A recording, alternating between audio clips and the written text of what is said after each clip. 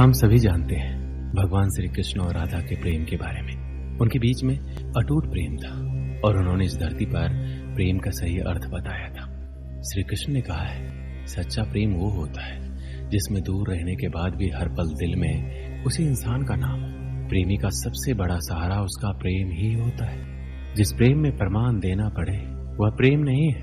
प्रेम को प्रमाण की नहीं, समझने की जरूरत है। जिससे प्रेम करते हो उसे समझने की कोशिश करो।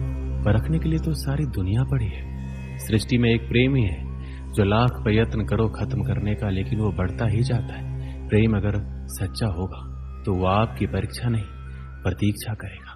जिस पर राधा को मान है, जिस पर राधा को गुमान है, यह वही कृष्ण है जो राधा के दिल हर जगह विराजमान है। समय देखकर नहीं, समय देकर प्रेम करना सीखो। जो आपको कहना है और आप कह नहीं पाते, उसी को सरल भाषा में प्रेम कहते हैं। जहां आपकी कोई कीमत नहीं है वहां पर रुकना अनुचित है, चाहे वो किसी का घर हो या किसी का दिल। प्रेम में कोई वियोग नहीं होता। प्रेम ही अंतिम योग है, अंतिम मिलन है।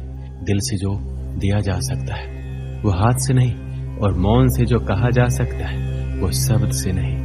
अपने कभी छोड़कर नहीं जाते, जो चले गए वो अपने नहीं होते। प्रेम सुख के साथ दुख भी लाता है, पर जो उस दुख को सुख समझता है उसका प्रेम शुद्ध और सच्चा है। जब किसी के साथ भूत, वर्तमान और भविष्य समय के विचार आते हैं, बस वहीं से प्रेम का जन्म होता है। किसी से प्रेम करने की कोई वजह नहीं होती। प्रेम तो सिर्फ प्रेम है। यदि वजह है तो वो प्रेम नहीं, पसंद है। जो मनुष्य मनुष्य से प्रेम नहीं कर सकता वह परमात्मा से कभी प्रेम नहीं कर सकता। सब कुछ झूठा हो सकता है मगर प्रेम में बहाए आंसू नहीं। प्रेम और आस्था दोनों पर किसी का जोर नहीं।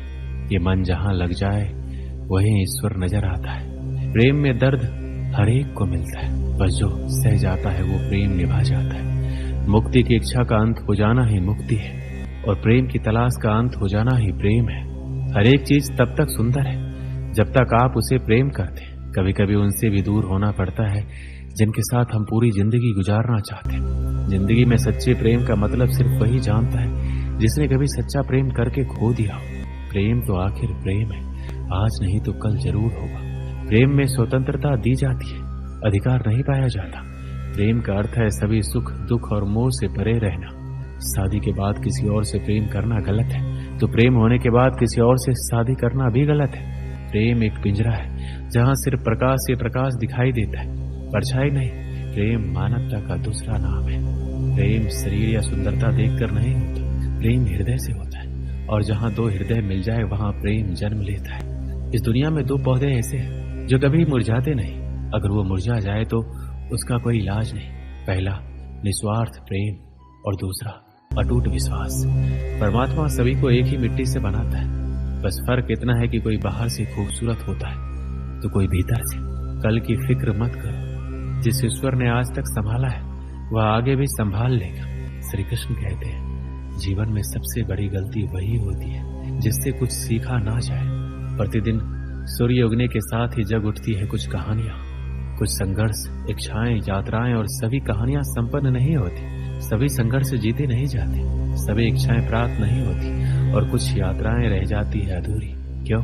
अब आप में से कुछ कहेंगे प्रयास अधूरा था, कुछ मानेंगे दृढ़ निश्चय नहीं था, कुछ क्रोध करेंगे तो कुछ इस असफलता का बोझ अपने भाग्य के कंधों पर डाल देंगे।